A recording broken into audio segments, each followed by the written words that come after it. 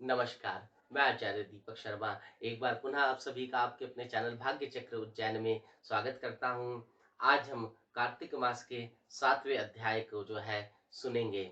हम उसका जो है वाचन करते हैं। आप लोग ध्यान से सुनिएगा और हम बिना समय को जो है खराब करे कथा प्रारंभ करते हैं। तो 7वां अध्याय बोलो श्री हरि विष्णु भगवान की जय। आगे की कथा इस प्रकार है। नारद जी कहते हैं, हे राजन, कार्तिक का व्रत करने वाले पुरुषों के लिए जो नियम बताए गए हैं उनका मैं संक्षेप में वर्णन करता हूँ, ध्यान देकर सुनो।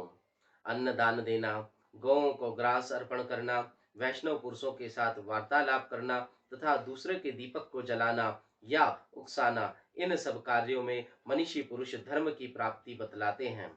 बुद्धिमान पुरुष दूसरों के अन्न, दूसरों की शैया, दूसरों की निंदा और दूसरों की स्त्री का सदा ही परित्याग करें तथा कार्तिक में तो इन्हें त्यागने की विशेष रूप से चेष्टा करें।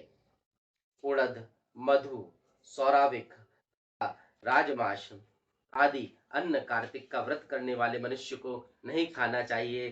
दाल, तिल का तेल, भाव दूषित तथा शब्द दूषित अन्न का भी व्रती मनुष्य को परित्याग करना चाहिए। अर्थात भाव दूषित अर्थात या फिर शब्द दूषित अर्थात कि जब अन्न बन रहा हो तो जो अन्न बनाने वाला हो बड़े भक्ति भाव के साथ में जो है भगवान का अन्न बनाना चाहिए। ऐसा नहीं कि क्रोध करते हुए, अपशब्द कहते हुए या कहते हैं दुखी मन से भोजन बना रहा है और उस भोजन का भी जो है हमें जो है ग्रहण नहीं करना चाहिए। तो इसका अर्थ यहाँ पर यही निकल के आता है। अब आगे कहते हैं नारद जी, कार्तिक का व्रत करने वाला पुरुष देवता, वेद, द्विज, गुरु, गौ, व्रती, स्त्री, राजा तथा महापुरुषों की निंदा छोड़ दे, अर्थात उसको किसी की निंदा जो है वह नहीं करनी चाहिए। उसके पश्चात बकरी, गाय और भैंस के दूध को छोड़कर अन्य सभी पशुओं का दूध मांस के समान वर्जित है। ब्राह्मणों के खरीदे हुए सभी प्रकार के रस, तांबे के पात्र में रखा हुआ गाय का दूध, दही और घी, गढ़े का पानी और केवल अपने लिए बनाया हुआ भोजन, इन सब को विद्वान पुरुषों ने आमिष के तुल्य माना है। व्रती मनुष्य को सदा ही ब्रह्मचर्य का पालन, भूमि पर शयन, पत्तल में भोजन और दिन के चौथे पहर में एक बार अन्न ग्रहण करना चाहिए।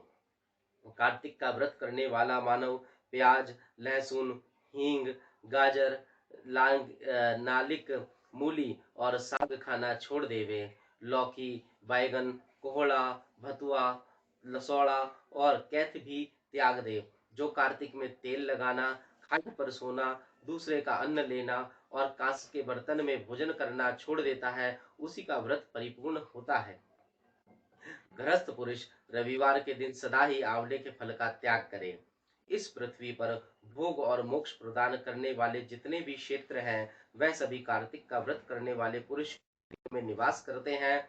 मन, वाणी, शरीर और क्रिया द्वारा होने वाला जो कुछ भी दुष्कर्म या दुस्वप्न होता है वह कार्तिक व्रत में लगे हुए पुरुष को देखकर तत्काल नष्ट हो जाता है। इंद्र आदि देवता भगवान विष्णु की आज्ञा से प्रेरित होकर कार्तिक का व्रत करने वाले पुरुष की निरंतर रक्षा करते रहते हैं, ठीक उसी तरह जैसे सेवक राजा की रक्षा करते हैं।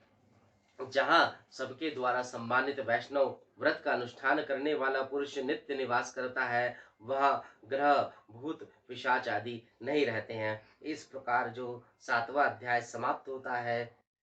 बोलिए श्री विष्णु भगवान की जय। आप सभी को जय श्री महाकाल। नारायण नारायण।